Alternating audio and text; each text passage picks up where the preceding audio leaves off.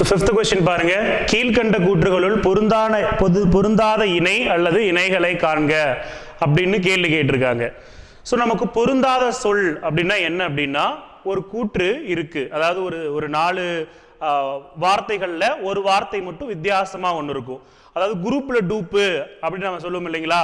So நம்ம இது மாதிரி பார்த்துருப்போம், குரூப்ல டூப்பு, அதாவது ஒன்று மட்டும் வித்தியாசமா இருக்கிறது, மற்ற 3 ஒரே மாதிரி இருக்கிறது. நமக்கு கொடுக்கப்பட்ட ஆப்ஷன்ஸ்ல அது 3, 5, 7 எத்தனையோ ஒன்று, பட் கொடுக்கப்பட்டதுல ஒன்று மட்டும் வித்தியாசமா இருக்கும். அதுதான் நம்ம ஆங்கிலத்தில் என்ன சொல்லுவோம்னா ஆட் ஒன் அவுட் அப்படின்னு சொல்லுவோம். அப்போ ஒன்று வித்தியாசமா இருக்கிறது எது, அந்த மாதிரி பொருந்தாக இருக்கக்கூடியதுல எத்தனை இணைகள் இங்க பொருந்தாததாக இருக்கு அப்படின்னு தான் இந்த கேள்வி சொல்லப்பட்டிருக்கு. இந்த கேள்விகள் பொறுத்தவரையிலும் ஃபர்ஸ்ட் கூற்று பாருங்க, கூடலூர் கிழார், நக்கீரர், கபிலர், மாங்குடி மருதனார். ஸோ இவங்க ஒரு பொருந்தாத இணைகளாக கேள்வி கேட்டிருக்காங்க. ஸோ பார்க்கலாம் என்ன இதுல பொருந்தாது இருக்கா இல்லையா, குரூப்ல டூப் இருக்கா இல்லையான்னு சொல்லி கண்டுபிடிச்சிடலாம் வாங்க. ஸோ கூடலூர் கிழார், நக்கீரர், கபிலர், மாங்குடி மருதனார். ஸோ நக்கீரர், கபிலர், மாங்குடி மருதனார் இந்த 3 பேர் யார் அப்படின்னு சொல்லி பார்க்கும்போது 10 பாட்டு நூல்கள், 10 நூல்கள் இருக்கு இல்லைங்களா, அந்த நூல்களில் இருக்கக்கூடிய ஆசிரியர்கள் இந்த 3. இந்த கூடலூர் கிழார் அப்படிங்கிறவங்க யார் அப்படின்னா 11 கீழ்கணக்கில் கூடிய ஆசாரக்கோவை அப்படிங்கிற நூலை எழுதினவங்க. ஓகேங்களா.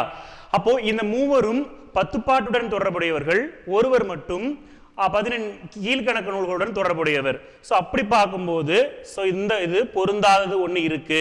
S, we have found that ஒரு இன்கரெக்ட் மேட்ச் ஒன்று கண்டுபிடிச்சாச்சு. சரிங்களா.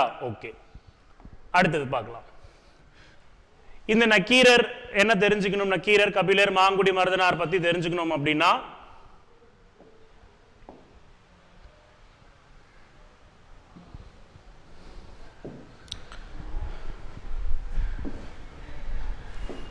நக்கீரர் இவர் 10 பாட்டுல 2 நூல்கள் எழுதியிருக்காரு. சரிங்களா. 10 பாட்டுல 2 நூல்கள், ஒன்று திருமுருகாற்றுப்படை,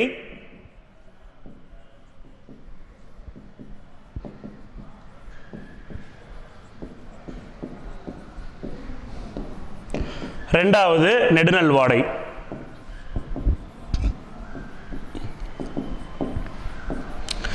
திருமுருகாற்றுப்படை 317 அடிகள், நெடுநல்வாடை 188 அடிகள். நெடுநல்வாடை 10 பாட்டுல அகம்புறம் கலந்த நூல், திருமுருகாற்றுப்படை புறப்பொருள் சார்ந்த ஒரு நூல். சரிங்களா. ஓகே. நக்கீரர் 2 நூல்களை 10 பாட்டுல ஏற்றிருக்காரு. அடுத்து என்ன கேட்டிருந்தாங்க, மாங்குடி மருதனார், அவர் 10 பாட்டுல எழுதியிருக்காரு. மாங்குடி மருதனார் மதுரை காஞ்சியை ஏற்றியவர். மதுரை காஞ்சி அப்படிங்கக்கூடிய நூல் யாருதுன்னா மாங்குடி மருதனாருது. ஓகேங்களா. சரி, அடுத்தது கபிலர். கபிலர் என்ன நூல் எழுதியிருக்காருன்னா குறிஞ்சிப்பாட்டு. குறிஞ்சிப்பாட்டு அப்படிங்கிற நூல் ஆசிரியர் கபிலர். மாங்குடி மருதனார் மதுரை காஞ்சியில 783 அடிகள், 782 அடிகளை கொண்ட மதுரை காஞ்சி எழுதியிருக்காரு. சரிங்களா. சரி, ஓகே.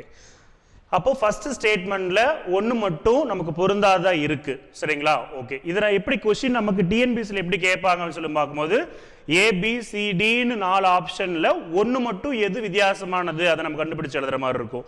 ஆனால் இங்கே நம்ம என்ன பண்ணியிருக்கோம்னா நிறைய ப்ராக்டிஸ் பண்ணுறதுக்காக இங்கே கூடலூர் கிழார், நக்கீரர், கபிலர், மாங்குடி மருதனார் ஒரே ஸ்டேட்மெண்ட்ல அந்த மாதிரி பொருந்தாது இருக்கா இல்லையா அப்படிங்கிறத நம்ம செக் பண்ணுறோம். சரிங்களா. குறிஞ்சிப்பாட்டு, முல்லைப்பாட்டு, புறநானூறு, குறுந்தொகை இதுல எது வித்தியாசமா இருக்கு அப்படின்னு சொல்லி பார்க்கலாம். குறிஞ்சிப்பாட்டு சரி, இது ஒரு குறிஞ்சிப்பாட்டு 10 பாட்டு நூல்கள், முல்லைப்பாட்டும் 10 பாட்டு நூல்ல ஒன்று, புறநானூறு 8 தொகை நூல், குறுந்தொகையும் 8 தொகை நூல். அப்ப 2 மேட்ச் பார்த்துட்டோம் அப்படின்னா 8 தொகையிலும் 2 நூல் பார்த்துட்டுனா 10 பாட்டுல இருக்கு. ஒன்று தான் நமக்கு பொருந்தாதா இருக்கணும் இல்லைங்களா. அப்படி பார்க்கும்போது ஃபர்ஸ்ட் குழு நம்ம ட்ரை பண்ணது ஒர்க் அவுட் ஆகல. செகண்டுக்கு போகலாம்.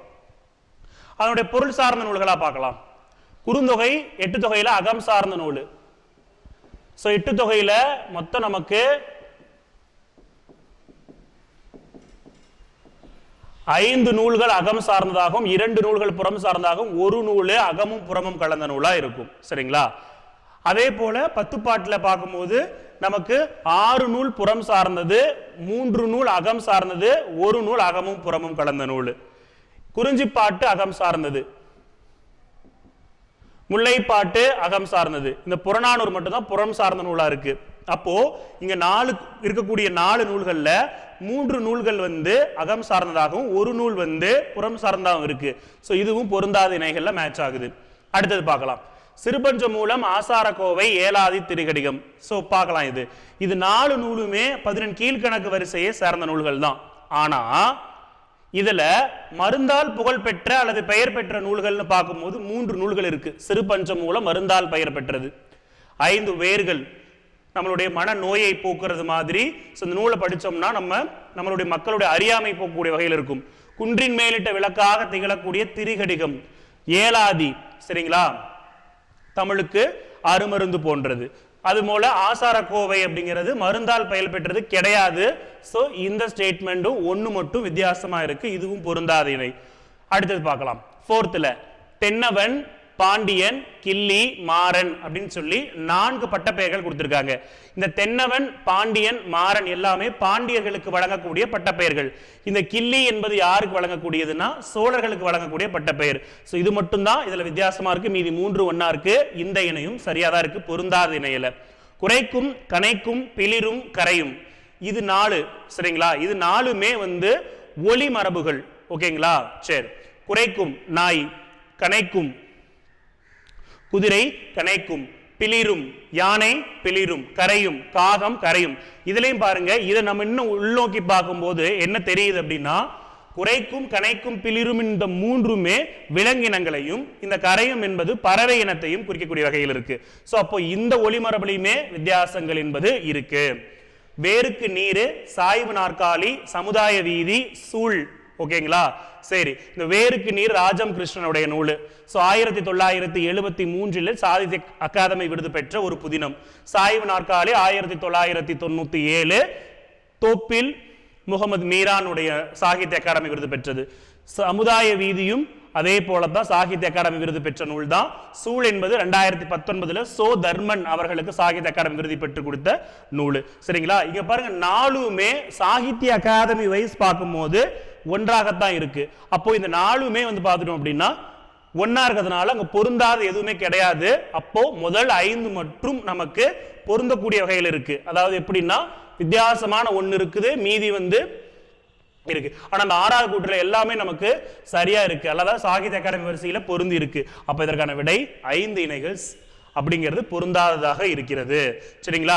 இப்ப தெரியும் நினைக்கிறேன். இப்ப ஒரு பொருந்தாதது எப்படி நம்ம எடுத்துக்கலாம், எப்படி கண்டுபிடிக்கலாம்? ஒரு ஆசிரியரோ அல்லது ஒரு நூலோ அல்லது ஒளி மரபுகளை வைத்தோ, அகம் சார்ந்த நூல்கள், புறம் சார்ந்த நூல்கள் வைத்தோ, அல்லது ஒரு குறிஞ்சி திணையுடைய பண்புகள்ல வேற ஒரு திணையை இன்சர்ட் பண்றதோ, இது போல எந்த மயக்கத்தில் வேண்டுமானாலும் நமக்கு பொருந்தாத சொல் என்பது கேட்கப்படலாம்.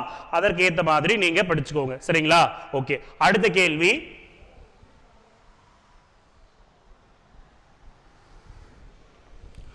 ஒருமை பன்மை பிழைகளில் சரியானதை தேர்வு செய்க. ஒருமை பன்மை பிழையற்ற சொல்கள் பார்க்கணும். ஒருமை பன்மை பிழை இல்லாம இருக்கக்கூடியதுல எது அப்படி பிழை இல்லாம இருக்குன்னு கண்டுபிடிக்கலாம். எப்பவுமே ஒருமை பன்மை கண்டுபிடிக்கும் போது நமக்கு எழுவாய் நமக்கு என்ன இருக்கு அதை வச்சுதான் நம்ம என்ன சொல்லணும், பயிர்களை அப்படிங்கிறது ஒருமையா பன்மையான்னு சொல்லுவோம். தோட்டத்தில் மாடுகள் மேய்கின்றன. மாடுன்னு வந்துருச்சுன்னா மேய்ந்தது அப்படின்னு சொல்லியிருக்கணும். அப்போ மாடுகள் அங்க பன்மை வந்திருக்கு, மேய்கின்றன. அப்போ இங்கே என்ன வந்திருக்கணும், பன்மையில தான் வந்திருக்கணும். சரியா வந்திருக்கு. அன்று பார்த்த பெண் அவள் அள்ளல் அப்படின்னு வந்திருக்கணும். சரிங்களா? இங்க அள்ளன்னு இருக்கு, இது தவறு. தமிழ்நாட்டு அணி போட்டியில் வென்றனர். தமிழ்நாட்டு அணி போட்டியில் வென்றனர் அப்படின்னு வந்திருக்கணும். தமிழ்நாட்டு அணிதான், ஒரு அணிதான். அப்ப போட்டியில வென்றனர், அப்போ இது தவறு. குதிரைகள் வேகமாக ஓடா. அப்ப பன்மைக்கு நமக்கு என்ன சொல்லணும், ஓடா அப்படிதான் சொல்லணும். இதுவே குதிரை வேகமாக ஓடாதுன்னு சொல்லியிருக்கணும். அப்போ இங்க ஒருமை வந்திருந்துச்சு அப்படின்னா ஓடாதுன்னு சொல்லியிருக்கணும். பன்மை வந்ததுனால ஓடா அப்படின்னு தான் நம்ம சொல்லணும். ஈறு கெட்டுடும். சோ இது சரி. தமிழர் திரைக்கடல் ஓடி திரவியம் தேடினார் அப்படின்னா ஒருமை. தமிழர் அப்படிங்கிறது நிறைய பேர் பன்மையில குறிக்கிறதுனால தேடினர் அப்படின்னு வந்திருக்கணும். தேடினார் கிடையாது, இதுவும் தவறு. புலிகள் வந்தது, எருதுகள் ஓடின, புலிகள் வந்தன அப்படின்னு வரணும். எருதுகள் ஓடின, சோ இதுவும் தவறு. பிழையானது பார்க்கும்போது 4 இணைகள் இங்க தவறாக கொடுக்கப்பட்டிருக்கிறது. சரிங்களா? ஓகே. சோ அடுத்த கேள்வி.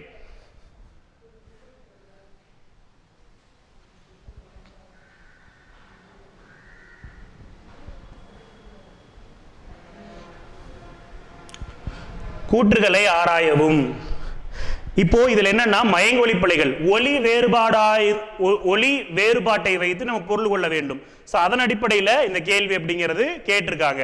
ஸோ இந்த கேள்வி நம்ம சால்வ் பண்ணலாம் வாங்க. ஸோ ஃபர்ஸ்ட் திரை, இந்த ரை வந்துச்சுன்னா அது அலை. திரைக்கடல் ஓடியும் திரவியம் தேடு அப்படின்னு சொல்லி கொன்றை வேந்தன்ல சொல்லியிருக்காங்க இல்லையா? ஸோ திரைனா அலை.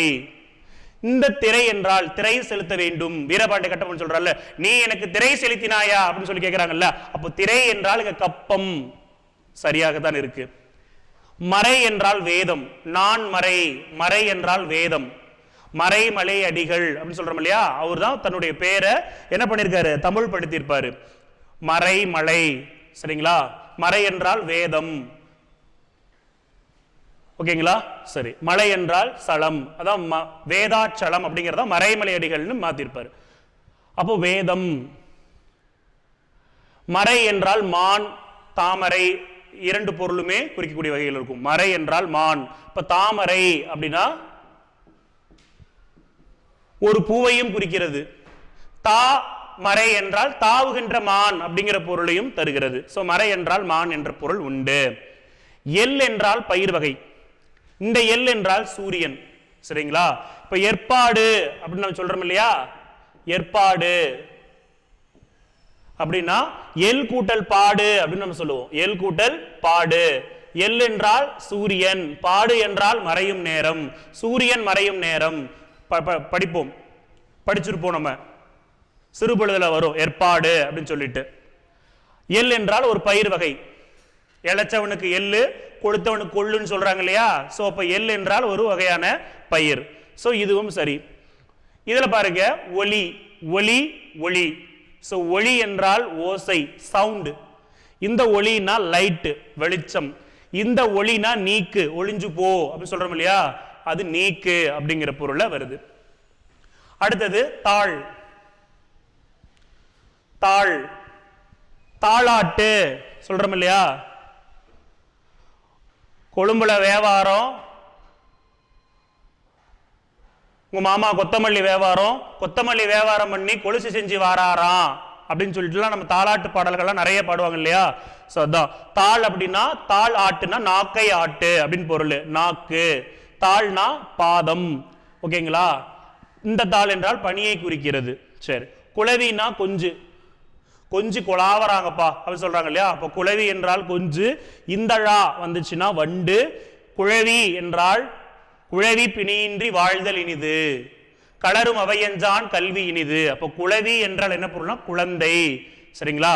இந்த மொத்தம் 6 விதமான இந்த மயங்கொலி பிழைகள் அல்லது ஒளி வேறுபாடு அறிதல்ல நமக்கு தவறானது எதுவுமே கிடையாது, எல்லாமே சரியானது தான், சரிங்களா? ஓகே. அடுத்தது கேள்வி பார்த்துக்கலாம். அகரவரிசைப்படி அமைந்த இணைகளை தேர்வு செய்க. ஸோ ஃபர்ஸ்ட் இந்த கொஸ்டின் உங்களுக்கு டவுட்டா இருந்துச்சுன்னா ஃபர்ஸ்ட் அகரவரிசை எழுதிக்கோங்க. ஃபர்ஸ்ட் நம்ம என்ன பண்ணுவோம், ஒன்று உயிரெழுத்துல அ ஆ இ உடைய அகரவரிசையோ இல்லை காணா சனாவுடைய அகரவரிசையில தான் கொஸ்டின் அப்படிங்கிறது அமைஞ்சிருக்கும். ஸோ ஃபர்ஸ்ட் நம்ம அகரவரிசை எழுதி வச்சுக்கலாம்.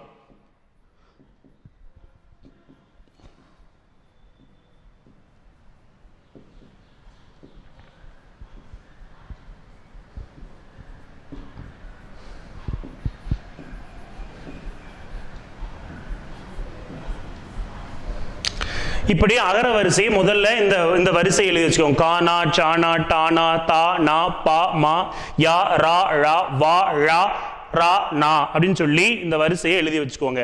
இப்போ என்ன பண்ணுங்கன்னா அகர வரிசை தொடர்பான கேள்விகளை உங்க பக்கத்துல எழுதி வச்சுட்டு இதை நம்ம சால்வ் பண்ணி பாருங்க. ரொம்ப ஈஸியா இருக்கும் உங்களுக்கு. அகர வரிசைப்படி அமைந்த இணைகளை தேர்வு செய்க.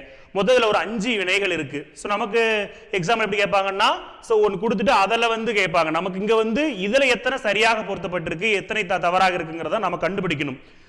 கேரளா பாருங்க ஃபர்ஸ்ட் கா வரிசை ககரம் வந்திருக்கு. தமிழ்நாடு தகர வரிசை.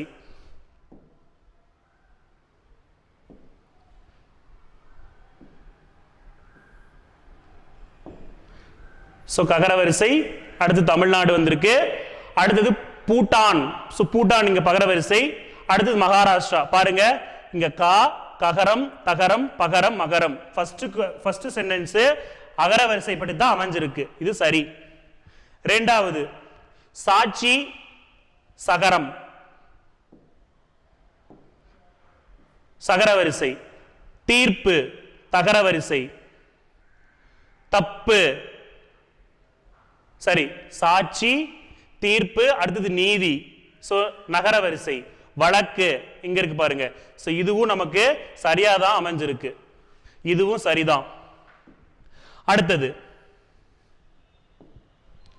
கட்டு சுக்கு தப்பு தண்டு பட்டு மஞ்சு. இது அகர வரிசையில் இருக்கா இல்லையான்னு சொல்லி பார்க்கலாம். கட்டு ககரம். சுக்கு சகரம். தப்பு தா வந்திருக்கு. அடுத்தது தண்டு 2 வந்திருக்கு. இப்ப இந்த 2 வந்துச்சுன்னா நம்ம என்ன பண்ணணும் அப்படின்னா முதல் எழுத்து ஒரே போல இருந்துச்சுன்னா அடுத்து இரண்டாவது எழுத்து நம்ம செக் பண்ணணும். இரண்டாவது எழுத்துல எது வந்திருக்குதோ அதுதான் முன்னாடி வரணும். இங்க பகரம் வந்திருக்கு. அடுத்து நகரம் வந்திருக்கு. பகரம் இங்க இருக்கு. நகரம் இங்க இருக்கு. சரிங்களா? அப்போ இது இங்க வந்திருக்கணும். இது இங்க போயிருக்கணும். இதுல தப்பா இருக்கு. அடுத்தது பகரம் அடுத்தது மகரம். இது தவறு. ஓகேங்களா? அடுத்த क्वेश्चन பாருங்க. கல்வி சங்கம் தகைமை பண்பு. இதுல எது கரெக்டா இருக்கான்னு பார்க்கலாம். ஃபர்ஸ்ட் ககரம் அடுத்தது சகரம் அடுத்தது தகைமை தா அடுத்தது பா. சரியா தான் இருக்கு. சரிங்களா? இது சரி. இலக்கம் இளவல் இளநீர் இளமை. இந்த சென்டென்ஸ் பொறுத்தவரையிலும் நமக்கு முதல் எழுத்து ஒரே மாதிரி இருக்கா? எஸ் இ இருக்கு. இங்கேயும் ஈ வந்திருக்கு. இங்கேயும் ஈ இங்கேயும் ஈ எல்லாமே ஈயா தான் இருக்கு. அடுத்தது என்ன சொல்லியிருந்தோம்? முதல் எழுத்து ஒரே போல இருந்துச்சுன்னா இரண்டாம் எழுத்து நம்ம செக் பண்ணணும்னு சொல்லியிருந்தோம். இரண்டாம் எழுத்து பாருங்க இங்கழா இங்கீலா இங்கீலா இங்கீலா வந்திருக்கு. அப்ப இரண்டாம் எழுத்து ஒரே மாதிரி இருந்துச்சுன்னா மூன்றாம் எழுத்தை நம்ம செக் பண்ணணும். இங்க இக்கு இங்க ககரம் இங்க வகரம் வந்திருக்கு. ககரத்துக்கு அடுத்து வகரம் போயிடுச்சு. வகரத்துக்கு அடுத்து நகரம் வந்திருக்கு. அப்புறம் ழகரம் வந்திருக்கு.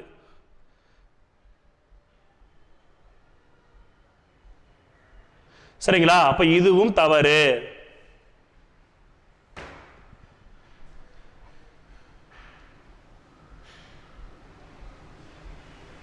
இங்க ழா வந்திருக்கணும். சரிங்களா? அப்போ இது தவறா இருக்கு.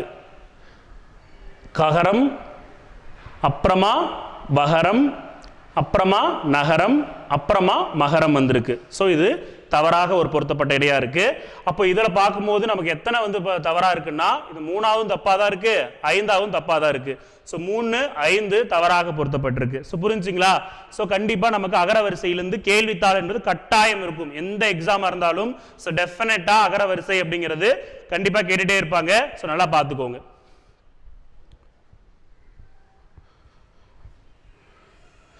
தவறான இணை தேர்வு. சொற்களை ஒழுங்குபடுத்தி எழுதுறது முன்னாடி சிலபஸ்ல பார்த்துருந்தீங்கன்னா தெரிஞ்சிருக்கும். சொற்களை ஒழுங்குபடுத்தி எழுதணும். இதுதான் சொற்களுடைய ஆர்டர் என்பது எப்படி இருக்கணும்? எழுவாய் செய்படு பொருள் பயனிலை.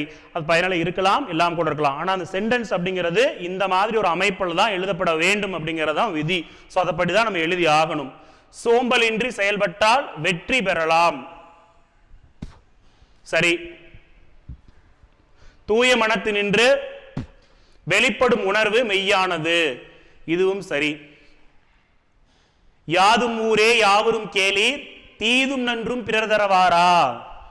நன்றும் தீதும் பிறர் தரவாரான்னு சொல்லல. தீதும் நன்றும் பிறர் தரவாரான்னா கனியன் பூங்குன்றனார் சொல்லியிருக்காரு. சரிங்களா? பிறரை போல் தன்னை நேசி. அப்படியே யோசிப்போம். தன்னை போல் பிறரை நேசிக்க வேண்டும். தன்னை போல் பிறரை நேசி அப்படின்னு வந்திருக்கணும். இந்த ஸ்டேட்மெண்ட் தவறா இருக்கு. சரிங்களா? அப்ப சொற்றலை ஒழுங்குபடுத்துறதுல கரெக்டா மீனிங்ஃபுல்லா இல்ல ஆல்ரெடி ஒரு ஃபேமஸான வார்த்தையா அப்படிங்கறத நல்லா பார்த்து வச்சுக்கோங்க. அந்த பழமொழிகள்லாம் அப்படியே ஆஸ் இட் இஸ் அப்படியே சொல்லணும். சரிங்களா?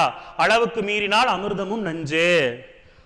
ஓகேங்களா? இது போல பழமொழிகள் எல்லாமே கண்டிப்பா அதனுடைய ஆர்டர்லயே சொல்லணும் நம்ம. அடுத்தது பாருங்க, ஆகுபெயர்கள். ஆகுபெயர்கள் பொறுத்தவரை நமக்கு 16 வகையான ஆகுபெயர்கள் இருக்கு. பேசிக்கா ஆகுபெயர்னா என்ன அப்படின்னு சொல்லி பார்த்தோம் அப்படின்னா, ஒன்றன் பெயர் அதையே சொல்லாமல் மற்றொன்றுக்கு ஆகி வந்தால் அதை நம்ம என்னன்னு சொல்றோம்? ஆகுபெயர் அப்படின்னு சொல்லி சொல்றோம். ஸோ பேசிக்கா ஆகுபெயருக்கு ஃபர்ஸ்ட் நம்ம மீனிங் தெரிஞ்சுக்கணும். ஓகேங்களா?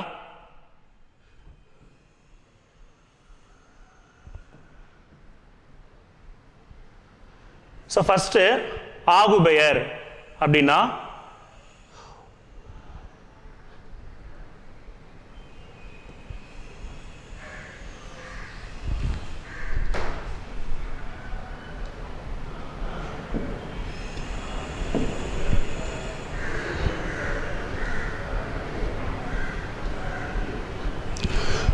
ஒன்றன் பெயர் தனக்குரிய பொருளை உணர்த்தாமல் அதனோடு தொடர்புடைய வேறு ஒரு பொருளை உணர்த்துச்சுன்னா அதுதான் நமக்கு ஆகுபெயர்னு. இப்போ உலகம் சிரித்தது, உலகம் சிரிக்குமா? உலகம் சிரிக்காது. உலகத்தில் உள்ளவர் நபர்கள் சிரிப்பாங்க.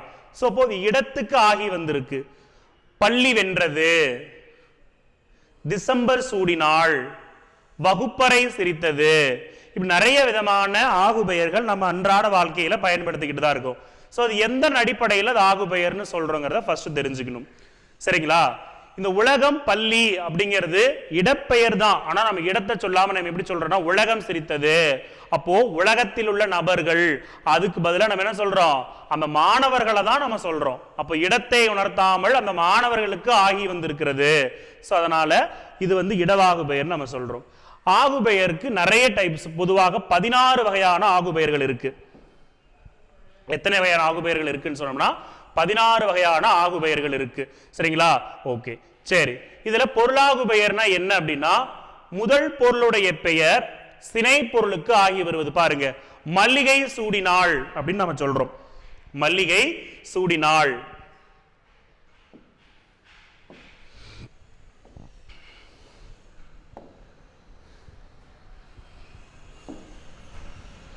மல்லிகை சூடினாள். அப்ப மல்லிகை சூடினாள்னா உங்களுக்கு என்ன ஞாபகம் வருது?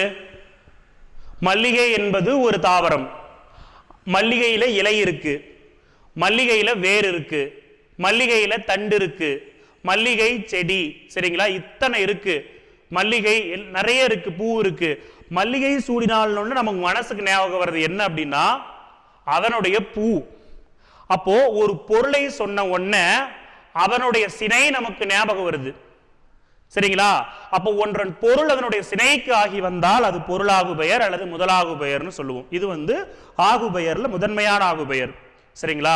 சரி, இப்போ ரெண்டாவது பார்க்கலாம். இப்போ தலைக்கு ஒரு பழம் கொடு, தலைக்கு ஒரு பழம் கொடுன்னு சொல்றாங்க. இப்ப தலைக்கு ஒரு பழம்னா தலைக்கு மட்டுமா பழம்? அந்த தலை என்பது ஒரு முழு அந்த மனிதனை குறிக்கிறது. அப்போ ஒன்றன் சினையை சொல்லும் பொழுது அந்த மனிதனுக்கு அந்த பொருளுக்கு ஆகி வந்தால் அது சினையாகுபெயர். சரிங்களா? இப்படி நமக்கு பொருளாகுபெயர்னா என்ன, சினையாகுபெயர்னா என்னன்னு பார்த்தாச்சு. இதே போல நமக்கு இடவாகுபெயர் சொல்லியாச்சு. தமிழ்நாடு கபடி போட்டியில் வென்றது. சோ தமிழ்நாடு வென்றதா? தமிழ்நாட்டு சேர்ந்த கபடி வீரர்கள் வென்றார்கள். அப்போ அது இடத்திற்கு ஆகி வந்திருக்கிறது. சரிங்களா? ஓகே. அடுத்தது கார் அறுவடை ஆயிற்று. கார் காலத்தில் செய்யக்கூடிய அறுவடை, அதனால கார் அறுவடை அப்படின்னு நம்ம சொல்றோம். சரிங்களா? ஓகே. பண்பு, மஞ்சள் பூசினாள். மஞ்சள் நிறத்தில் உள்ள ஒரு பொருளை பூசிருக்கிறாங்க. சோ அதனால மஞ்சள் பூசினால் அந்த நிறத்தை வைத்து சொல்றதுனால அது பண்பு. இனிப்பு உண்டான், இனிப்பக்கூடிய அந்த சுவையை வைத்து இனிக்கக்கூடிய சுவையிலான ஒரு தின்பண்டத்தை சாப்பிட்டு இருக்கிறாங்க, அதனால அது இனிப்பு உண்டான் அப்படின்னு நம்ம சொல்றோம். சரிங்களா? ஓகே. வற்றல் உண்டான், அது வற்றல்னா என்ன? வற்றி போனது சாப்பிட்டதுனால, வற்றல் என்ற தொழில்னால அது வற்றி போனதுனால அதை நம்ம வற்றல்னு சொல்றோம்.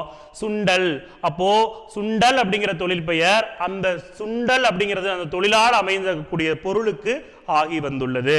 சரிங்களா? இப்ப நிறைய விதமான ஆகு பெயர்கள் அப்படிங்கிறது இருக்கு. பள்ளி பாட புத்தகத்துல நமக்கு தெளிவா கொடுத்திருப்பாங்க. காரிய வாகு பெயர்னா என்ன, கருத்தா வாகு பெயர்னா என்ன, சரிங்களா, கருவி ஆகு பெயர்னா என்ன அப்படிங்கிறது தெளிவா இருக்கும். சரிங்களா? அது ஒரு டைம் நல்லா நீங்க அதை வாசிக்கோங்க. சரி, இதான் வந்து ஆகு பெயர்களுக்கான விளக்கம். இப்ப நமக்கு கேள்வியில தானியாகு பெயர்னு கொடுத்து இளநீர் சீவினான்னு சொல்றாங்க. தானியாகு பெயர்னா என்ன அப்படின்னா, இளநீர் அப்படிங்கிறது இளநீர், அந்த தண்ணீர். இப்ப இளநீர் சீவினான்னு சொல்லும் போது இளநீரை சீவராங்களா அல்லது இளநீர்ல இருக்கக்கூடிய அந்த அந்த மட்டையை செய்வராங்களான்னு பார்க்கும்போது மட்டை. இப்ப பாலை இறக்குன்னு சொல்றாங்க, அம்மா வீட்டுல சொல்றாங்க, எப்பா தம்பி பாலை இறக்கி வைப்பா அப்படின்னு சொல்றாங்க. அப்ப நம்ம என்ன சொல்றோம், பாலை மட்டும் எப்படி தனியா இறக்குறதுன்னு கிண்டல் பண்றோமா இல்லையா? சோ பாலை இறக்குறாங்க சொல்றாங்க அப்படிங்கிறதுக்கான கருத்து என்னன்னா, பால் இருக்கக்கூடிய பாத்திரத்தை இறக்க வேண்டும். சரிங்களா? ஓகே. இதே போலதான் இளநீர் சீவினான்னா இளநீரை சீவராங்களா அப்படின்னு கேட்டா இளநீரை சீவல, அதற்கு அதனுடைய தானியத்திற்கு ஆகி வந்திருக்கு, அந்த பாத்திரத்திற்கு ஆகி வரதுனாலதான் அது தானியாகு பெயர் நம்ம சொல்றோம். உவமை ஆகு பெயர், பாய்வதில் அவள் புலி, பாய்வதில் அவள் புலி, எங்க புலிக்கு ஊமைப்படுத்தி இருக்கிறாங்க. சரிங்களா? ஓகே. நாரதர் வருகிறார், நாரதர் வரார்னா நாராயண, நாராயண அவரா வர போறாரு கிடையாது. நாரதர்னா நாரதர் போன்ற ஒருத்தர் வரார், அப்ப போன்ற அப்படிங்கிறது உவமையாகு பெயர் அப்படின்னு நம்ம சொல்றோம். முகத்தல் அளவை, நாளி என்பது ஒரு அளவை பெயர், அளக்கிறதுக்கு பயன்படுத்தின ஒரு இதுதான் நாளி என்று நம்ம சொல்லக்கூடியது. சரிங்களா? அப்போ முகத்தல் அளவை அப்படிங்கிறது 9 நாளி அப்படிங்கிறது முகத்தல் அளவை. கருத்தாவாகு பெயர், திருவள்ளுவரை படித்துப்பார், திருவள்ளுவரை படித்துப்பார்னா திருவள்ளுவர் நிக்க வச்சு திருவள்ளுவரையா படிச்சுட்டு இருப்போம் கிடையாது இல்லைங்களா? சோ அப்ப என்ன சொல்றோம், திருவள்ளுவர் எழுதிய நூலு, அதனால திருவள்ளுவர் எழுதிய திருவள்ளுவரை படித்துப்பார் அப்படின்னு சொல்லும் போது அவரை வைத்து அவருடைய நூலை படித்து பாருங்கிறது நமக்கு புரியுதுங்களா? அப்போ அந்த கருத்தா ஆகு பெயர் கருத்தாவிற்கு ஆகி வந்துள்ளது. சினை ஆகு பெயர், மறிக்கொழுந்து, மறிக்கொழுந்துன்னா கொழுந்து, கொழுந்து நடுவாங்களா அல்லது மறிக்கொழுந்து மறிக்கொழுந்து செடி நடுவாங்களான்னா ஒன்றன் சினை அதனுடைய முழுவதுமான பொருளுக்கு ஆகி வந்தால் அதை நாம சினையாகு பெயர்னு சொல்றோம். வெற்றிலை நட்டான் சொல்றோமா இல்லையா? வெற்றிலை எடுத்து மட்டும் நடல, வெற்றிலை செடியை நடுவது. அப்போ ஒன்றன் சினை அதனுடைய பொருளுக்கு ஆகி வந்தால் அதை நாம் சினையாகு பெயர்னு சொல்றோம். சரிங்களா? அப்போ இங்க பாருங்க, தவறானது எதுன்னு கேட்டோம்னா தவறு எதுவுமே கிடையாது, எல்லாமே சரியாதான் இருக்கு. ஆகு பெயர்கள் நல்லா பார்த்துக்கோங்க. பிரித்தெழுதலில் தவறான இணையை அல்லது இணைகளை காண்க. அடுத்த கேள்வி, உள்ளங்கை. இதெல்லாம் பள்ளி பாட புத்தகத்தில் கூடிய ஒரு சில வித்தியாசமான கேள்விகள். இதெல்லாம் நாம் பிரித்தெழுதுகள், அதாவது நார்மலா இருக்கக்கூடிய பிரித்தெழுதுகள் கூட சரியா போட்டுடலாம். இந்த மாதிரி சின்ன சின்ன வித்தியாசமாக இருக்கக்கூடிய பிரித்தெழுதுகள் எல்லாமே கேள்வியா இடம்பெற்றிருக்கு. இது ஒரு டைம் நல்லா பார்த்து வச்சுக்கோங்க ஆன்சர். உள்ளங்கையை எப்படி பிரித்து எழுதணும்னு பள்ளி பாடத்தில் கொடுத்துருக்காங்கன்னா உள் கூட்டல் அம் கூட்டல் கை என்பது பிரித்து எழுதினால்தான் இது சரி. அப்படி அங்கன் அப்படின்னா அம் கூட்டல் கண், அம் கூட்டல் கண் என்று பிரிப்பதுதான் சரியான பிரித்தெழுதல் முறை. அங்கை என்பதை அகம் கூட்டல் கை என்று பிரிக்க வேண்டும். இதெல்லாம் பள்ளிப்பாட புத்தகத்தில் இடம்பெற்றிருக்கக்கூடிய முக்கியமான மற்றும் வித்தியாசமான பிரித்தெழுதல். இதெல்லாம் பார்த்து வச்சுக்கோங்க. திருவாரூர் நான்மணி மாலை பொறுத்தவரை நாம் என்ன நினைப்போம், திரு கூட்டல் ஆரூர் கூட்டல் நான்கு கூட்டல் மணி கூட்டல் மாலை இப்படி பிரிச்சோம்னா தவறு. திருவாரூர் 1, 4 1, மணிமாலை 1. ஓகேங்களா? இவ்வாறு தான் இதை பிரித்தறிய வேண்டும். தற்குறிப்பேற்ற அணி, தன் குறிப்பு ஏற்றம் அணி, இவ்வாறு தான் பிரிக்கணும். இந்த பிரித்தெழுதுகள்ல இங்க இருக்கக்கூடிய அஞ்சுலையுமே எதுவுமே தவறானது கிடையாது, அனைத்தும் சரியாக தான் பிரிக்கப்பட்டிருக்கு. ஜஸ்ட் நல்லா பார்த்து வச்சுக்கோங்க. சரிங்களா? ஓகே. அடுத்த கேள்வி, கூற்றுகளை கவனி. சங்க தமிழ் நூலை படி என்று தந்தை கூறினார். சரி, நேர்கூற்று பொறுத்தவரையிலும் தன்மை முன்னிலை, மூவிடத்துல தன்மை முன்னிலைக்கு உரித்தானது நேர்கூற்று. அயர்கூற்று என்பது படற்கைக்கு உரித்தானது. சரிங்களா? என்று என்று ஓகேங்களா?